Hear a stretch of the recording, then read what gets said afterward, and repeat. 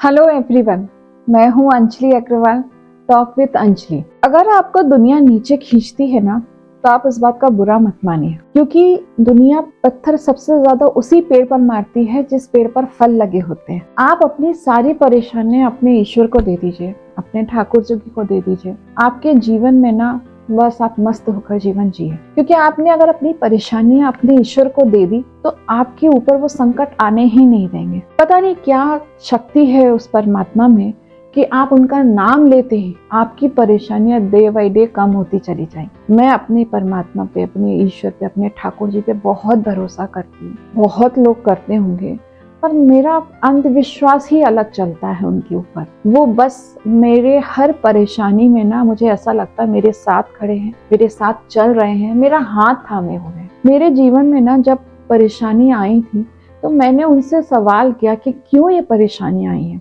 मैं ही क्यों। लेकिन सच बताऊं, कुछ मिनटों बाद मुझे ये जवाब मिला कि तुम्हारे जीवन में इस अच्छाई के लिए ये परेशानियां दी गई। इसी से मिलती जुलती एक भक्त की कहानी सुनाती हूँ। एक भक्त एक गांव में रहता था और उससे कोई भी आते जाते पूछता कि कैसे हो आप, तो वो हमेशा जवाब देता कि ठाकुर जी जाने मैं कैसा। उसकी एक बेटी और 2 बेटे थे। जब बेटी की शादी करने की बात आई तो अपने गांव के सेठ जी के पास गया पैसे मांगने के लिए। सेठ जी से पैसा लेकर आया और उसने अपनी बेटी की बहुत धूमधाम से शादी करी। कुछ साल बीत गए, उसके बाद उसके जब बेटे कमाने लग गए, वो नौकरी पेशा करने लगे, तो उनके बेटों ने बोला कि आप अब जाके सेठ जी के पैसे वापस कर दीजिए। भक्त दौड़ा दौड़ा पैसा लेकर सेठ जी के पास चला गया। सेठ जी को उसने पूरी रकम वापस कर दी सूद के साथ, और सेठ जी ने एक पर्ची बना कर दी। उस पर्ची में लिखा था, मैंने अपना सारा धन प्राप्त कर लिया है और अब मेरा तुम्हारा कोई पैसे का लेन देन नहीं। सेठ जी ने उस पर साइन कर दिए। फिर जब सेठ जी ने वो पर्ची उसको भक्त को दी तो वो भक्त उस पर्ची को देखने लग गया। सेठ जी ने पूछा कि तुम इस पर्ची को क्यों देख रहे हो, तो बोले मुझे लिखना पढ़ना तो आता नहीं है। उसी समय सेठ जी की नीयत बदल गई और उन्होंने उससे पर्ची मांग ली।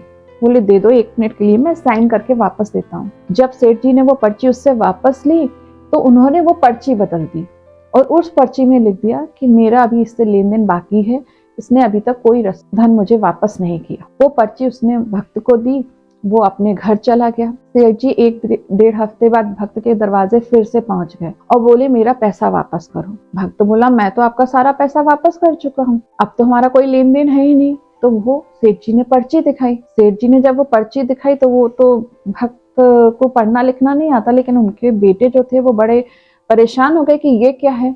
सेठ जी ने जाकर कोर्ट में अपील दायर कर दी।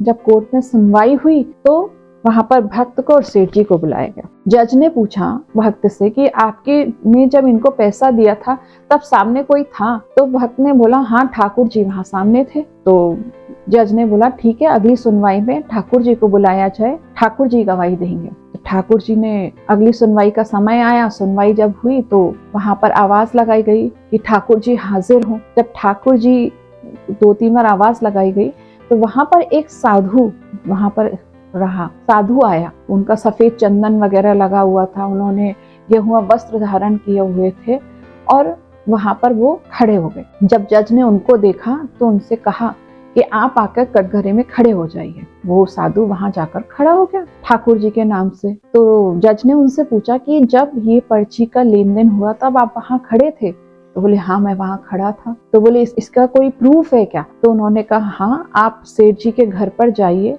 इनके यहाँ 2 अलमारियां रखी हुई हैं। दूसरे नंबर की अलमारी में एक फाइल है, उस फाइल में तीसरे नंबर के पेज पर एक पर्ची लगी है, उसमें लिखा हुआ है कि ये इन्होंने पैसे प्राप्त किए। और ऐसा ही हुआ।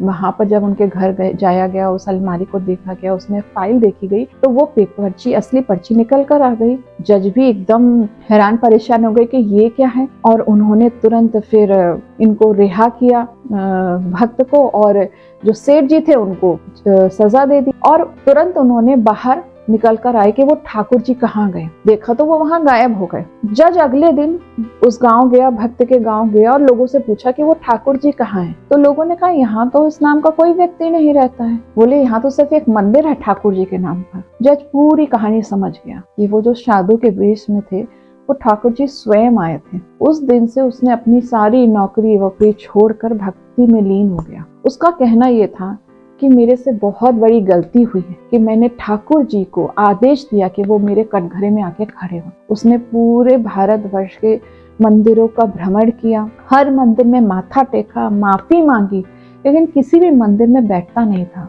अगर कोई उससे बैठने का बोलते भी थे ना, तो वो ये बोलता था कि मेरे से इतनी बड़ी गलती हुई कि मैंने ठाकुर जी को अपने कटघरे में खड़े होने का आदेश दिया, तो मैं इनके दर पर बैठ कैसे सकता हूँ जब तक मेरी गलतियों की माफी ना हो जाए। ऐसी भक्ति होती है, ऐसा इंसान लीन हो जाता है अपने परमात्मा में। मैं तो सच में एक चीज समझानी हूँ अपने जीवन में, अगर आप अपने दुखों को अपने ईश्वर पर सौंप दो और उनसे ये बोल दो कि अब आप जानो, ये जो विपत्ति मेरे ऊपर आई है, जो दुख मेरे ऊपर आया है, इसका सलूशन भी आपको ही निकालना है। आप सच मानिए, आपको उस रात चैन की नींद आएगी। अगर आप अपने ईश्वर पर सच में विश्वास करते हैं, अपनी भक्ति पर विश्वास रखते हैं ना, तो आप पे कितना भी दुख आ जाए, वो आपकी ताकत बना रहे। अगर आपको मेरा चैनल अच्छा लगता हो तो प्लीज मेरे चैनल को लाइक कीजिए, सब्सक्राइब कीजिए और बेल आइकन का बटन दबाना मत भूलिएगा। Thank you so much.